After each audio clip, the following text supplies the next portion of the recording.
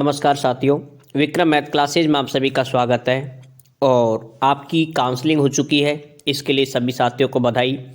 अब आपके जो जॉइनिंग आदेश हैं वो भी आपके डल चुके हैं। सबसे पहले जयपुर मंडल का डला है, उसके अलावा कोटा का डल चुका है और बाकी के भी आपको सारे telegram group Vikram math sir Ganipur पे मिल जाएंगे कम्प्लीटली।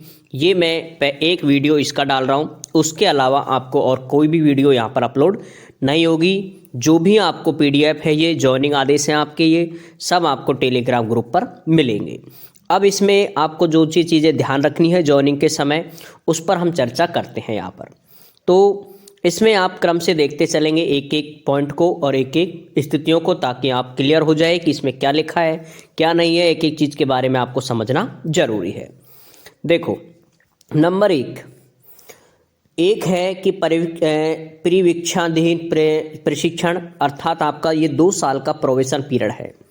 2 वर्ष का आपका ये प्रोबेशन काल होता है, जिसके अंदर आपको किसी भी प्रकार का डीए टीए, मतलब ऐसे कह सकते हो डीए और एचआरए, किसी भी प्रकार का दे नहीं होता है। अर्थात दैनिक अलाउंस और वेतन भत्ते आपको किसी भी प्रकार का नहीं दे होता है 2 साल तक। 2 साल में आपको कोई कटौती होती है वो राज्य सरकार की होती है, जिसके अंदर आपकी 2 कटौती होंगी। एक होगी जीपीएफ 2004, एक होगी कटौती जीपीएफ 2004 और दूसरी कटौती होगी आपकी आरजीएचएस, जो कि आपके होंगे 658 रुपये। तो ये 2 कटौती होंगी, जीपीएफ होगा 1100 और ये होगा 658। ये कटौती होने के बाद टोटल आपकी सैलरी जो आपको मिलेगी, जो आपको सैलरी है वो आपकी है 26,500। 26,500 में से इन दोनों को आप लेस करेंगे तो लगभग 24,000 प्लस आपको सैलरी मिल जाएगी। ठीक है, 24,000 प्लस आपको सैलरी कंप्लीटली मिल जाएगी। अब इसके अलावा और कुछ बातें थी इसमें। वेतन वृद्धि की गणना योग्य आपका नहीं है, अर्थात आपका जो इंक्रीमेंट लगता है वो यहाँ पर नहीं लगेगा 2 साल तक।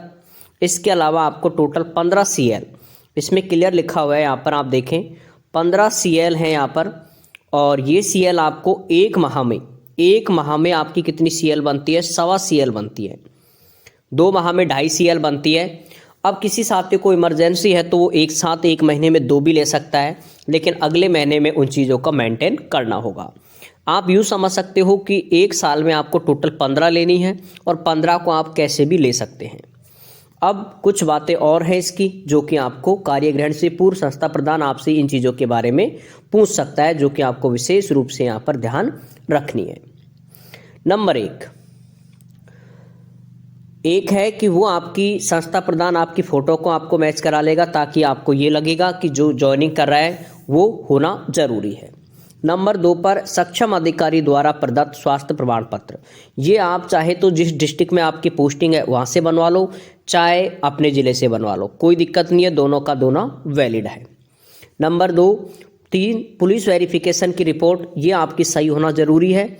और इसके लिए आपको मैंने पहले बता दिया था कि सभी साथियों ने बनवा लिया होगा, और जो भी साथी ने नहीं बनवाया वो भी तुरंत अप्लाई करके इसको रेडी करेंगे।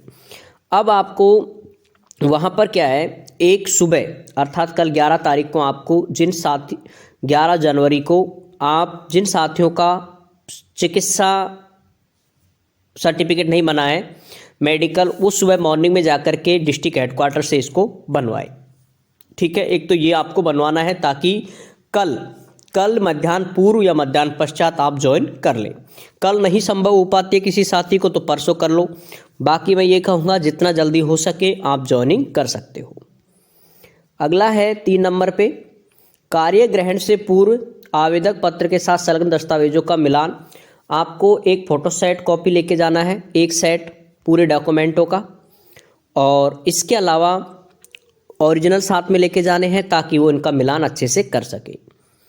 इसके अलावा नंबर 4 पर आपको आय प्रमाण पत्र बनवाना है। ध्यान रखें, आय प्रमाण पत्र पिता के नाम का होना जरूरी है और उनकी आय होनी चाहिए 2.5 लाख से कम।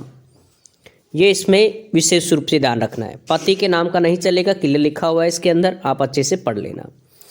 इसके अलावा आगे आप देखें 5वें नंबर पे दे रखा है आपको कार्य ग्रहण से पूर्व अभ्यर्थी में उसकी पात्रता आयु के आरक्षण संबंधित अर्थात इसमें क्या देखेगा, वो आपके डीओबी को चेक कर सकता है कि वास्तव में आपका डीओबी कितना है, आप इसके लिए योग्य हो या नहीं हो। आरक्षण के लिए आपका ईडब्ल्यूएस सर्टिफिकेट या फिर कह सकते हो ओबीसी सर्टिफिकेट, और एससी एसटी के लिए उनका जाति प्रमाण पत्र, ये वो जांच करेगा। इसके अलावा शपथ पत्र आपको चाहिए। नंबर 1 शपथ पत्र 50 रुपये के पर, सारे डॉक्यूमेंट आपके सही है, अर्थात शैक्षणिक योग्यता वाला, जो कि आपको मैंने बनवाने के लिए कह रखा है।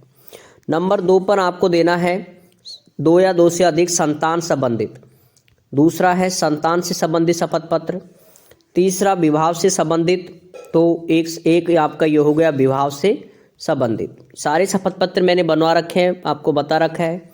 दहेज वाला एक बनवाओगे आप, ठीक है, ये भी आप 50 रुपये के स्टाम्प पे बनवाओगे। इसके अलावा धूम्रपान और गुटखा से संबंधित, ये भी आप बनवाओगे। और इसके अलावा इसमें है 11वें जो नंबर पर है वो है संविधान की शपथ। संविधान की शपथ भी आपको ध्यान रखना है, ये भी आप एक ऐड इसमें भी करवा दें। धूम्रपान वाले में करवा दो, चाहे धूम्रपान वाले में ठीक है, क्योंकि ये दोनों पास में हो जाएंगे। और बाकी निर्धारित जो तिथि है 30/1/2024 से पहले आप सभी साथी ज्वाइन कर लें, ताकि किसी प्रकार की कोई समस्या पैदा ना हो। अब इसके अलावा कुछ जो डॉक्यूमेंट हैं जिनको मुख्य रूप से आपको ध्यान रखना है। नंबर 1 पे आप देखें तो 5 शपथ पत्र, और 5 शपथ पत्र मैंने आपको बता रखे हैं, ठीक है। दहेज का है, धूम्रपान का है, संविधान का है, संतान का है और शैक्षणिक योग्यताओं का है। इस प्रकार से 5 शपथ पत्र आपके हैं। और इसके अलावा यदि किसी साथी में एक शपथ पत्र आपको और बनवाना है, वो उनको बनवाना है जिसके डॉक्यूमेंट में क्या हो, कमी हो। जिनके डॉक्यूमेंट में यदि कमी है तो वो एक शपथ पत्र और एक्स्ट्रा बनवाएगा। इसके अलावा मुख्य रूप से मेडिकल चाहिए, ठीक है, मेडिकल सर्टिफिकेट, और इसके अलावा पुलिस वेरिफिकेशन। और इसमें और भी आप देखें तो 4 नंबर पे आता है आपका 2 चरित्र प्रमाण पत्र। 2 चरित्र प्रमाण पत्र ये भी आपको बनवाने हैं। इसके अलावा 10वीं से लेकर के पूरे बीएड तक के आपके सभी डिग्री और मार्कशीट चाहिए, डिग्री प्लस मार्कशीट, ये आप लेकर के जाएंगे। इसके अलावा आपको 300 जो पेज की सर्विस बुक है, सर्विस बुक, इस सर्विस बुक को आपका क्या करना है, ये आप बाद में लेना है, ये बाद का काम है, इसलिए इसको आप बाद में लेके जाएं। एसबीआई में आपका अकाउंट हो, इस चीज़ का भी ध्यान रखेंगे आप। इसके अलावा एक आपको पर्सनल फाइल भी आपको लेकर के जानी है, जिसे भी आप बाद में ले जा सकते हो, ठीक है। सर्विस बुक और पर्सनल फाइल बाद में ले जा सकते हो। इसके अलावा सबसे जो महत्वपूर्ण चीज़ है वो है आपकी एक ऑनलाइन ज्वाइनिंग और एक होती है ऑफलाइन ज्वाइनिंग। ऑफलाइन ज्वाइनिंग आप जिस दिन आप जाओगे उस दिन कर लोगे, ठीक है। ये जो डेट होगी वही डेट कौन सी होगी, आपकी ऑनलाइन वाली डेट होगी। दोनों की सेम डेट होना बहुत ही ज़रूरी है, यहाँ पर दोनों की सेम डेट होगी। और इसके अलावा इसमें ये चीज़ का ध्यान रखेंगे, ये सेम डेट के बाद ऑनलाइन ज्वाइनिंग होती है साला दर्पण पर होती है। कभी कभी ये ऐसा होता है मैपिंग की वजह से थोड़ा सा लेट हो जाती है, तो इसके लिए आप कन्फ्यूजन नहीं हो ज़्यादा, मैपिंग की वजह से हो जाता है ऐसा सिस्टम, बाकी और कोई इशू नहीं होता है। और हिंदी में साइन करने हैं सभी साथियों को, विशेष रूप से ध्यान रखेंगे आप, हिंदी में साइन करेंगे, बार बार कहने की आवश्यकता नहीं है, हिंदी में साइन करें आप। बाकी अगेन सब साथियों को धन्यवाद, बहुत बहुत बधाई।